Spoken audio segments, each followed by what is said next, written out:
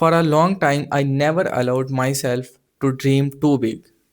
Not because के मैं ज़िंदगी में कुछ अचीव नहीं करना चाहता था या मेरे कुछ गोल्स नहीं थे।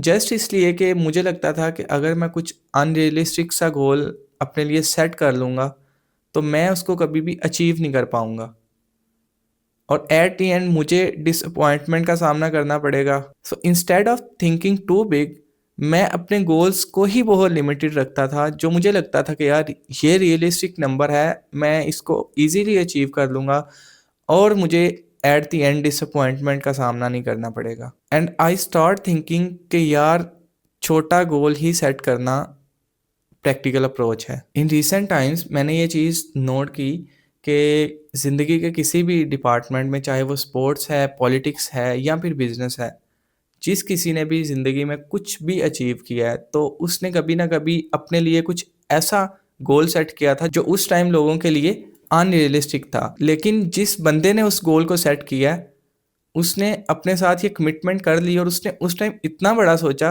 कि शायद लोग उस पर हंसना शुरू हो गए होंगे, लेकिन एट द एंड वो अपने गोल को अचीव करने में कामयाब ठहरा।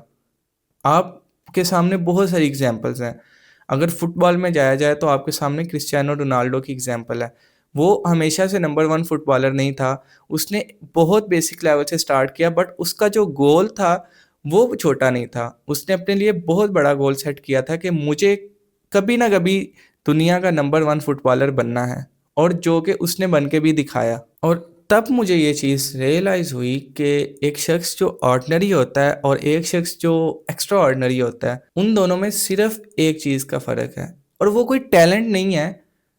वो कुछ ऐसा एक्सेप्शनल नहीं है कि यार एक के पास है दूसरे के पास नहीं है।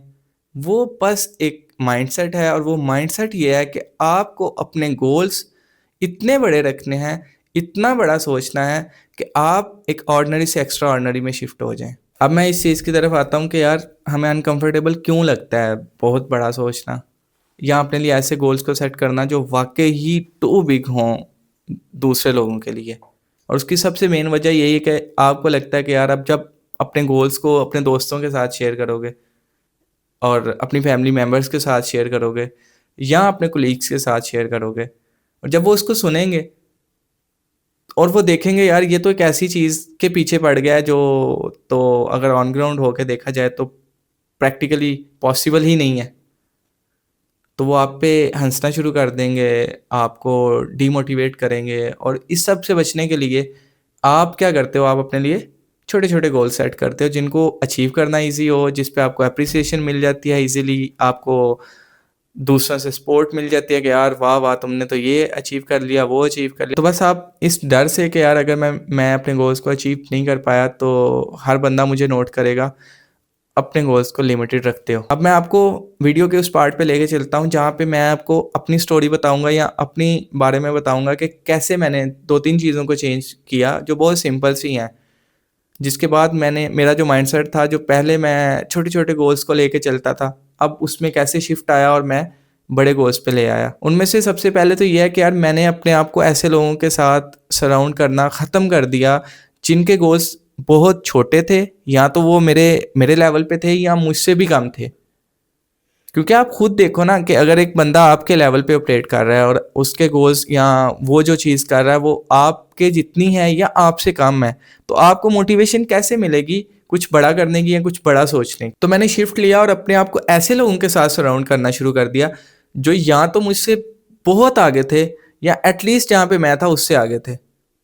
तो जब मैं उनको देखता था कि यार वो तो एक स्पेसिफिक अमाउंट को अचीव कर रहे हैं, बिकॉज इन माय केस मैं फ्रीलांसिंग करता था, और इस सब में अगर मैं एक स्पेसिफिक नंबर तक कुछ अर्न कर रहा हूँ और मेरे एक स्पेसिफिक नंबर तक क्लाइंट्स हैं और जो मेरे सराउंडिंग्स हैं उनके भी इतने ही हैं, तो मुझे मोटिवेशन कैसे मिलेगी कि यार मैंने इसको अपस्केल करना है, और अगर मैं करूँगा भी तो मैं बड़े छोटे छोटे गोल्स बना के या छोटे छोटे लेवल पे इस चीज़ को लेकर चलूँगा।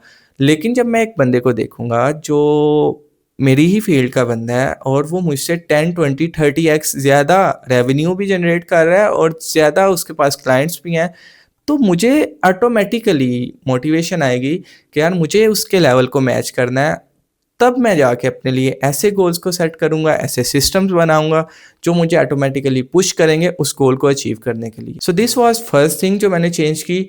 आप भी अपनी सराउंडिंग्स को देखो, अब देखो आप इडियट्स के साथ तो नहीं ज़िंदगी गुज़ार रहे, और अगर तो ऐसा है तो please change your surroundings and environment, क्योंकि इस चीज़ का जितना असर आपकी ज़िंदगी पे पड़ता है शायद ही किसी चीज़ का पड़ता हो। और दूसरी चीज़ जो आपने अपने माइंड में बैठानी है ना, there is no cost of thinking too big.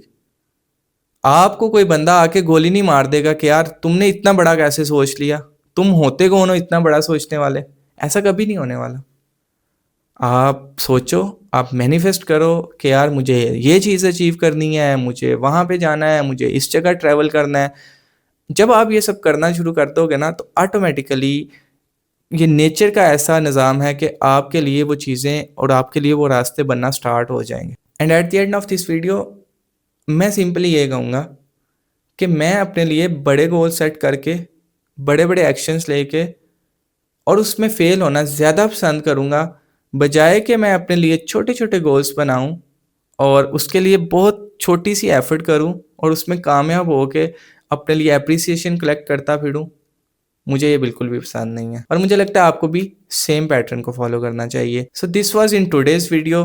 Please let me know in comment section अगर तो आपको ये हेल्पफुल लगी, so I can make more videos like this for you. Thank you very much.